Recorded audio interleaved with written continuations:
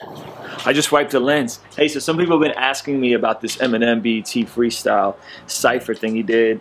I posted a clip of it on my personal Facebook page, which is always lit in the comment section. I posted a clip of it, and I was like, man, he kind of makes some good points, and he touches on some political things, obviously with Donald Trump. And overall, honestly, I really like the freestyle. I think if you think that Eminem is whack, you know, as a lyricist, I would question your ability to understand good lyricism. But I think he's a dope lyricist. He's made a lot of really good music, and that I grew up on when I was in middle school. And then he's also made some kind of, you know, some mediocre music at times.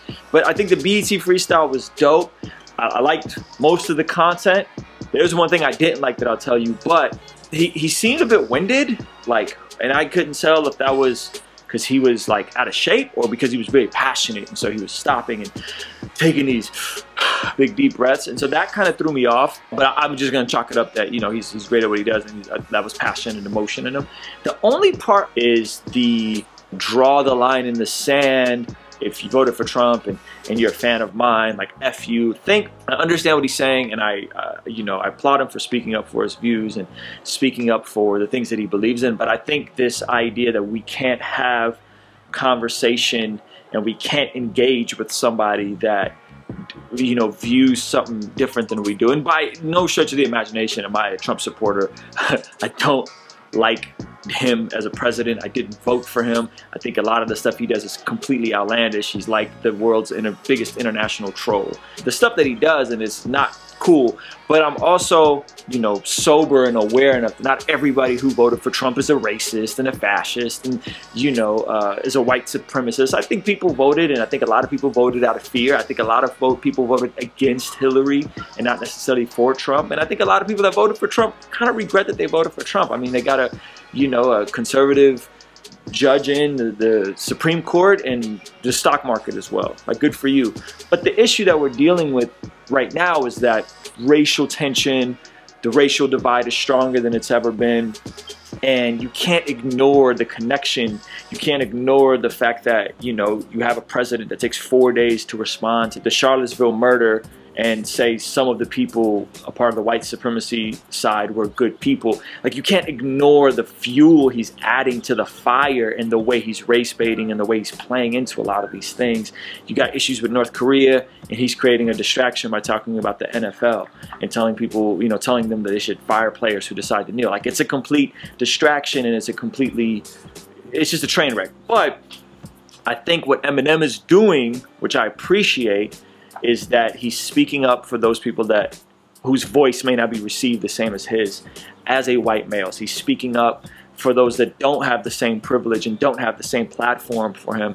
And I think there's the difference between music that's coming from the culture and music that's trying to be the culture or trying to reach the culture. And by that I mean cultural appropriation. What is cultural appropriation? Well, it's just simply when black people come up with amazing things like jazz music, blues music, rock and roll music, hip hop music. People take it, make it their own without giving proper credit and proper props. Historically, if we look back at the Rolling Stones and the Beatles, they were very explicit that, yo, Chuck Berry, Muddy Waters, these guys are our influences. These guys paved the way.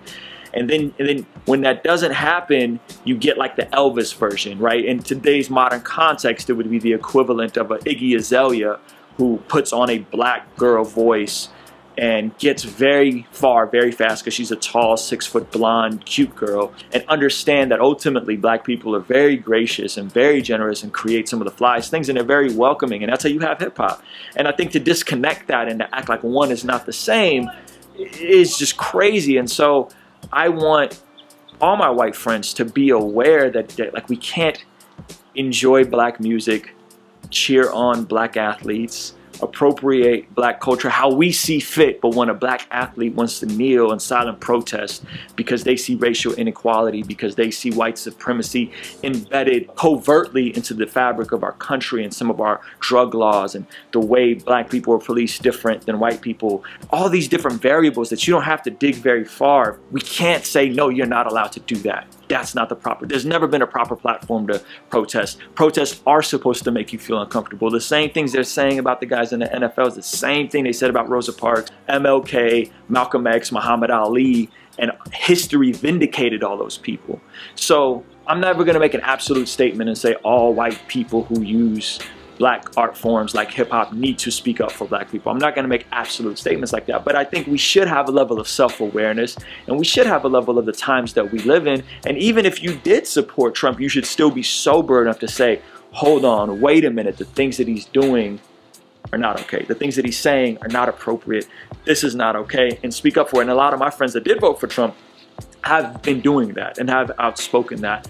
And at the end of the day, regardless on where you fall on the political spectrum, it doesn't matter. These are humanitarian issues. And I'm glad that Eminem is speaking up for these humanitarian issues.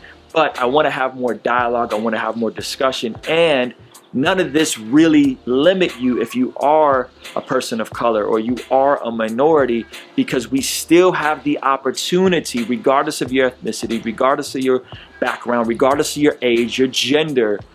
We're in the greatest time to be alive, to build wealth, to start a business, to do something. So don't buy into the fatalistic view that because Trump is in office, you can't be successful, because that's just not true. There's been bad presidents before. There's been presidents that have been good presidents. There's been bad economic policy. There's whatever. At the end of the day, you have the responsibility to wake up and to do something with your life and to be a part of the solution and to love people and to care for people and to have dialogue and to do your best to enlighten people and to gain understanding and have empathy.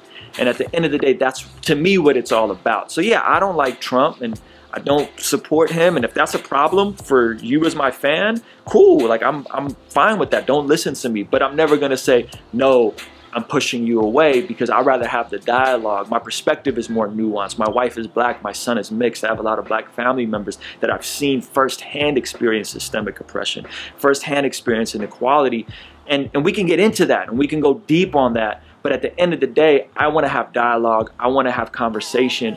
And I want everybody to feel empowered and to know that regardless of your background in 2017, yes, it's not fair for everybody. It's not equal for everybody. But this is the best time ever to be alive if you're a business owner, if you're creative, if you're an entrepreneur. And we really can start from nowhere and build something and pass down legacy and wealth if we're wise and we work hard and we have a plan. So hopefully that encouraged you guys. Just my thoughts. What do you guys think? Did you guys like Eminem's verse?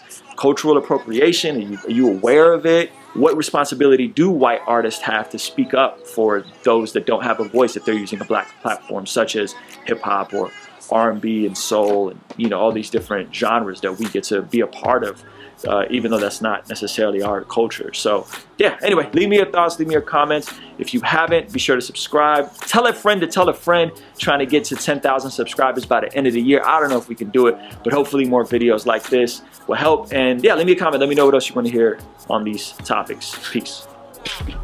I'm wishing I could time travel. Like, what if I could have knew pot? I'ma ask Jesus in heaven that. With my reverend, I'm never heading back.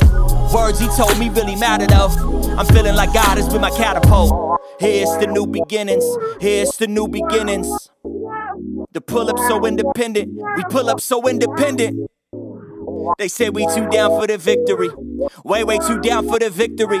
I told them the past is the history. We could essentially move as we letting it go. Here's the new beginnings. Here's the new beginnings. The pull up so independent. We pull up so independent.